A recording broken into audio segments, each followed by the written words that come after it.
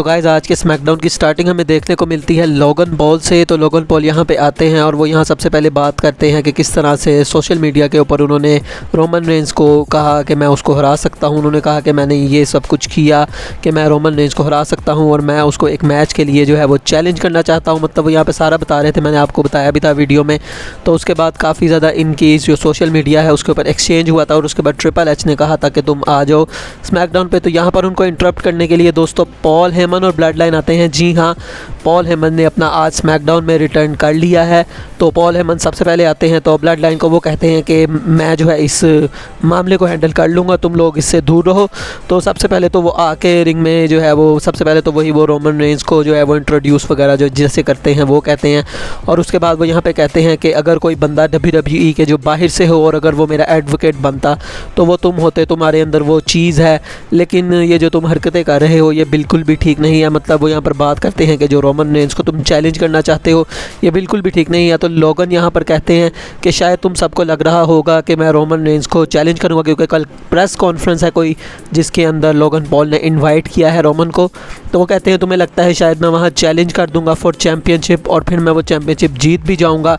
ये सब सुनने के बाद पॉल जो है वो बिल्कुल तप जाते हैं, क्योंकि यहाँ लोगन जो है वो पॉल को भी काफ़ी कुछ कहते हैं कि तुम तो किसी से भी नहीं लड़ सकते। तो यहाँ पर जो हमारे पॉल हेमन है वो सोलो सिकोआ को यहाँ पर कहते हैं कि भाई आ जाए इस रिंग में, और ये बंदा बहुत ज़्यादा बकवास कर रहा है मेरे खिलाफ भी और ट्राइबल चीफ के खिलाफ भी, तो तू इसको यहाँ पर आके फोड़ दे। तो यहाँ पर सैमी ज़ेन आ जाते हैं और सैमी ज़ेन फिर से जो है वो सोलो सिकोआ को कहते हैं कि नहीं भाई तुम जो है वो बाहर चले जो, मैं इसको हैंडल कर लूँगा। तो जो सोलो सिकोआ है वो चले जाते हैं कि ठीक है। और उसके बाद वो पॉल को भी कहते हैं कि लगता है रोमन ने गलत बंदे को कह दिया इस चीज़ को हैंडल करने के लिए, उसे मुझे कहना चाहिए था। तो अब जो पॉल है वो भी गुस्से से जो है वो रिंग से बाहर चले जाते हैं और सैमी आके पॉल को कहते हैं कि मैं तुम्हें बताता हूँ यहाँ पर किस तरह से चीज़ें चलती हैं, और उनको एक जो है वो पंच आ जाता है और वहीं पर जो सैमी ज़ेन है वो हमारे ढेर हो जाते हैं। तो मतलब यहाँ पर जो आज का एपिसोड था उसके अंदर जो लोगन पॉल है उनको जो है वो स्ट्रॉन्ग दिखाया गया। यहाँ पर देखना हमने कि ब्लड लाइन भी आती है बचाने, लेकिन यहाँ पर जो लोगन पॉल है वो आसान रास्ता जो है वो देखते हैं और वो यहाँ से चले जाते हैं। और फिर हमें यहाँ रिकोशे देखने को मिलते हैं, क्योंकि यहाँ पर उनका जो है वो एक मैच होने वाला था सैमी ज़ेन के साथ। तो उसके बाद हमें सैमी ज़ेन और रिकोशे के दरमियान मैच देखने को मिलता है। अब इधर जो लोगन पॉल है वो भी जो है वो रिंग साइड पे थे। अगर वैसे ये मैच होता तो मुझे पक्का पता था कि इधर सैमी ज़ेन जो है जीत जाते। इस मैच में एक हमें कूल जो है वो काफ़ी एक ख़तरनाक मोमेंट भी देखने को मिला, जब जो रिकोशे हैं वो टॉप रोप पे चढ़े होते हैं और वहाँ से सैमी उनको धक्का दे देते हैं। तो वो काफ़ी एक जो है वो स्केरी स्पॉट था। और इस मैच की बात करें तो यार इस मैच में इंटरफेरेंस जो है वो बहुत ज़्यादा हुई। कभी जिमी उसो आ रहे हैं, कभी जे उसो आ रहे हैं, और हमने यहाँ पर ये देखा कि लोगन पॉल भी जो है वो इन्वॉल्व होने की कोशिश करते हैं इस मैच में। तो यहाँ पर हमने देखा कि सैमी एक दफ़ा जो है वो हराने जो है वो पूरा हरा दिया होता है उन्होंने, कि जे उसो रेफरी को जो है वो डिस्ट्रैक्ट करते हैं। तो उसके बाद सैमी को गुस्सा चढ़ जाता है और वो कहते हैं कि यार ये तुम क्या कर रहे हो, मतलब तुमने क्यों इंटरफेयर किया। तो यहाँ पर जो हमारे जे उसो हैं वो कहते हैं मैं तो तुम्हारी मदद कर रहा था। और उसके बाद हमने देखा कि सैमी ज़ेन यहाँ बाहर आ जाते हैं और दोनों जो है वो एक दूसरे की आंखों में आंखें डालने लग जाते हैं। तो इस तरह से मुझे लग रहा है कि अब ये जो सैमी ज़ेन है ये ब्लड लाइन से जल्द ही ख़त्म होने वाला है इनका ताल्लुक़। तो यहाँ पर जो रिकोशे हैं उनको इस चीज़ का फ़ायदा मिल जाता है और जो रिकोशे हैं वो यहाँ पर सैमी ज़ेन को हरा देते हैं।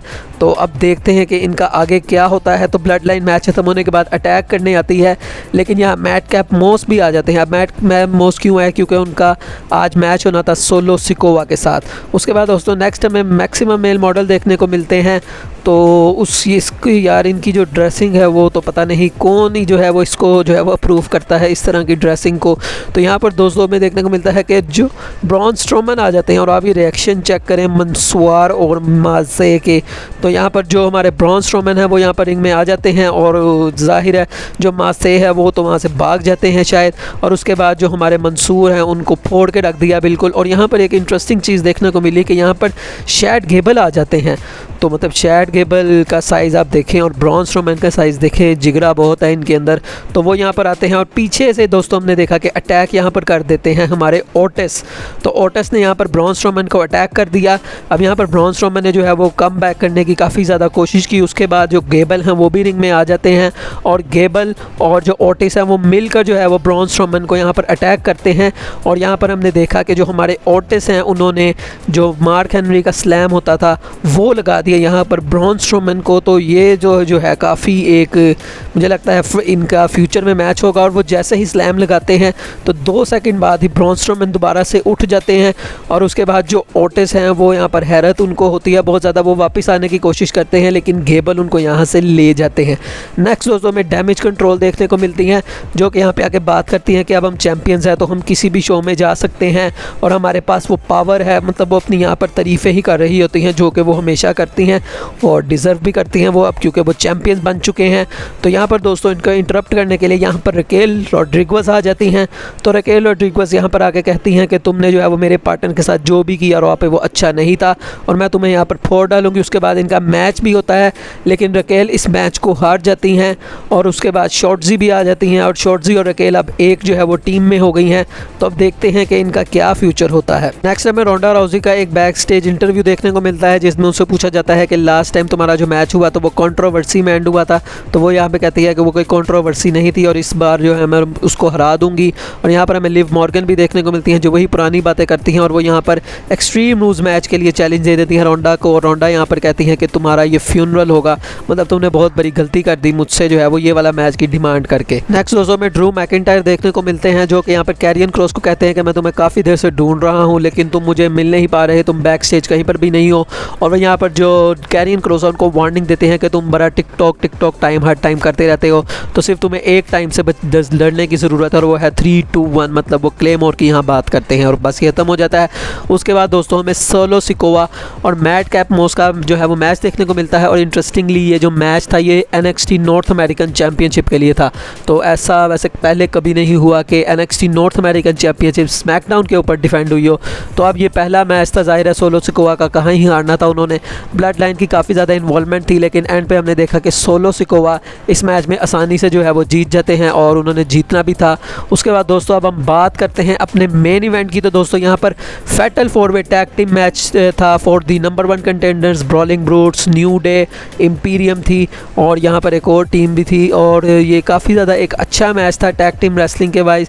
तो इस मैच में अब ये देखना था, मुझे लगा था न्यू डे के अलावा वैसे मुझे सब टीम्स का ही लग रहा था कि वो जीत जाएंगी। हिट्रो थी वो चौथी टीम, तो इन मुझे लग रहा था। और यहाँ पर टॉप ढोला का एक मोमेंट देखने को मिला जहाँ पर उन्होंने 3 बंदों को यार एक साथ उठाया हुआ था, तो वो काफ़ी कूल मोमेंट था और मुझे लगा शायद यहाँ पर हिट्रो उस टाइम पर जीत जाए। लेकिन एक मोमेंट हमने वो भी देखा कि यहाँ पर जो हमारे ब्रॉलिंग ब्रूट के जो हैं बंदे, उन्होंने यार यहाँ पर टॉप ढोला को उठा लिया। मतलब वो भी काफ़ी ज़्यादा पावरफुल है और ये देख कर जो ऑडियंस है वो बहुत ज़्यादा जो है वो हैरत हो गई थी उनको कि भैया ये इतना बड़ा वज़न इसने किस तरह से उठा लिया। और मैच के एंड में हमने देखा कि रिज हॉलैंड ने दोस्तों अपनी टीम को यहाँ पर विक्ट्री दे दी जब इम्पीरियम ने अपना स्लैम लगाया न्यू डे पे शायद, लेकिन यहाँ पर जो रिज हॉलैंड है उन्होंने आके टैग किया और वो इस मैच को जीत गए।